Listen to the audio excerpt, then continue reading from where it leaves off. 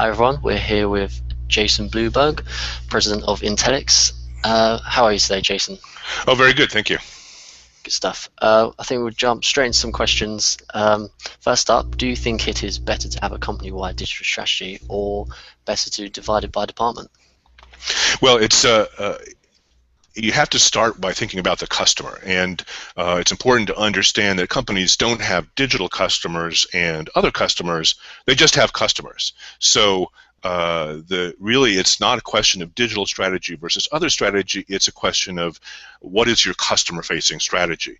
So depending upon what kind of industry you're in, you want to have a unified customer strategy, and digital provides certain touch points, but they won't necessarily be all of your touch points, right? If you're a brick and mortar retailer with a website, well then the website is one of your touch points, mobile may be a touch point, but the physical store is also a touch point, and it doesn't make sense to have disconnected strategies between digital and not digital. So so the digital part of the story is really just a part of the customer-facing strategy story. Great, yeah, great insight there. Thank you. Next up, we're seeing an increasing trend in bring your own device policies. Just wondering what your opinion on that is. Well, this is a big part of it's a small part of a very large story of really the role that IT, information technology, plays in the organization and how that role is changing. So traditionally, IT has been a very control-centric organization where they maintain control over all of these systems, and they dole out just little bits of control for people to use, with the thinking that if users had any more control, then they would just completely screw things up. But that whole thinking is shifting, where it's now more of IT as a service provider, where there are a lot of capabilities that are available to the organization, and now the role IT is playing is really more maintaining the parts of that technology story that are important for the organization. For example, security and compliance. So a key part of the BYOD strategy should be allowing everybody to do anything they want within the context of the security and compliance restrictions that are important to the organization.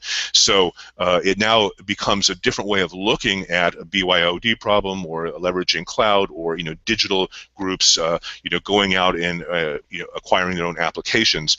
It's perfectly fine for organizations to let to expand the control over various technology options, as long as there is still a central group that is maintaining security and compliance, and that often now falls to IT in conjunction with compliance effort that is more than just IT compliance. Yeah, thanks, Jason. Great answer, I think, that one. I think we're just going to ask a question on innovation. In your opinion, what is the relationship between innovation and resilience? Well, this is a very important point, and this is something I talked about here at the conference. If you think about organizations and what they're trying to do in terms of improving their metrics, so moving toward better, faster, cheaper metrics, achieving business key performance indicators, whether it's on the business side where you're looking at maximizing profitability, or on the technology side where you're looking to maximize the performance of your technology efforts, so maximizing your website and mobile performance. Well, what does it mean to maximize performance? And what it means is that you're pushing your technology or your organization to its limits. And when you push something to its limits, you're pushing it to its breaking point. So this happens all the time in the world of web technology, where we're trying to get every last bit of performance out of our technology infrastructure. We want to get very high performance, very fast websites, but that leads to increased risk of failure. So as a result, performance engineering is really resilience engineering, focusing on how to prevent failure, but in the event of some sort of problem, you want to have a graceful degradation. That is, you want to expect and plan for failure, and then deal with those sorts of failures in a way that impacts customers to a minimum extent.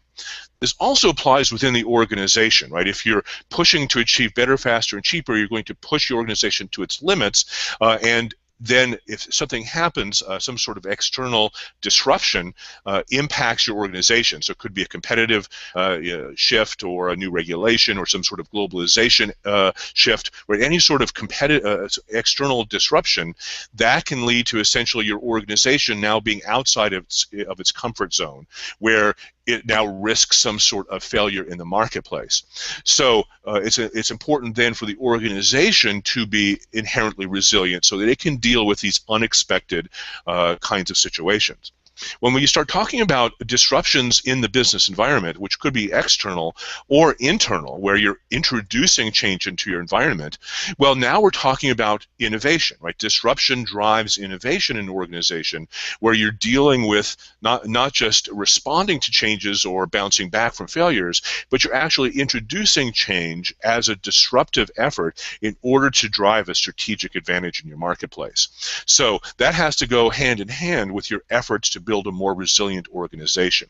If an organization is not innovative, then it inevitably they end up being not resilient, and they end up being a fragile organization. They simply cannot deal with change or unexpected events. So fragileness and lack of innovation go hand in hand.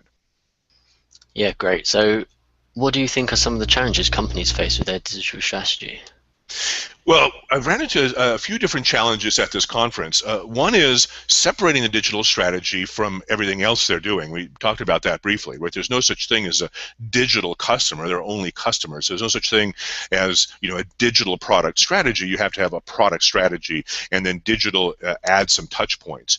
So bringing that sort of that big picture and focusing on customer interactions and focusing on the value that you provide to customers and the role that marketing plays, broadly speaking, and not segmenting your marketing efforts into digital and non-digital in a way that now alienates and confuses customers. That's a critically important part of the story. Another interesting trend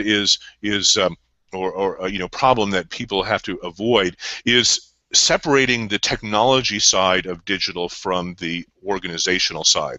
And this can be a problem in two different ways, right? If you focus only on technology, say digital strategy means a technology strategy, and you don't realize that there are organizational changes that you need to make, you end up with a tone-deaf digital strategy. You end up with social media that is, sends the wrong message, that puts off customers. You end up with customer service problems. You end up with web properties that don't meet customer needs. So there's a variety of challenges if you focus on technology and not the organizational side. On the other hand, if you focus on organizational change, but you don't let have the technology keeping up to speed, then organizations that fall into that trap end up separating their digital efforts from their traditional technology, the IT effort. And if you separate digital from IT, you end up with all sorts of problems, because remember, what IT is doing is they're running your systems of record that keep your business up and running, and have been doing so for the last several decades. So if your digital effort focusing on customers and marketing is separate from what IT is doing, then you have a misaligned organization. Keep in mind that IT can and should be focused on customers as well, because everybody in your organization is focusing on customer value. That's essentially what you want to do as an organization. So if digital is sort of taking that away from IT, then IT is now doesn't have the appropriate context for how to make decisions in terms of modernization or other changes they need to make. So only by connecting the digital and IT efforts can you have appropriate approaches to, say, legacy modernization, where it really should be driven by the customer need and the product organization that is driving innovation throughout the whole organization, not just on the digital side. Great. So do you think digital strategy requires a different mindset to traditional strategic thinking? Well, I mean, it really depends on what you mean by mindset, right? If your mindset is that you're focused on customers, providing value to customers, and what it takes to acquire new customers and keep them happy, that's the appropriate mindset. Now, many marketers, many executives have always had that mindset, right? Because that's how you run a successful business, is you focus on customers. So that's the mindset that you need. So It's only when you don't have that mindset, when you're focusing digital on technology or you're separating digital from other efforts, that's when mindset can be a problem. But if you're an executive, if you're a marketer, and you're focusing on customers, customer experience, and what it takes to acquire customers and keep them happy, that's the correct mindset for everything you do in the organization.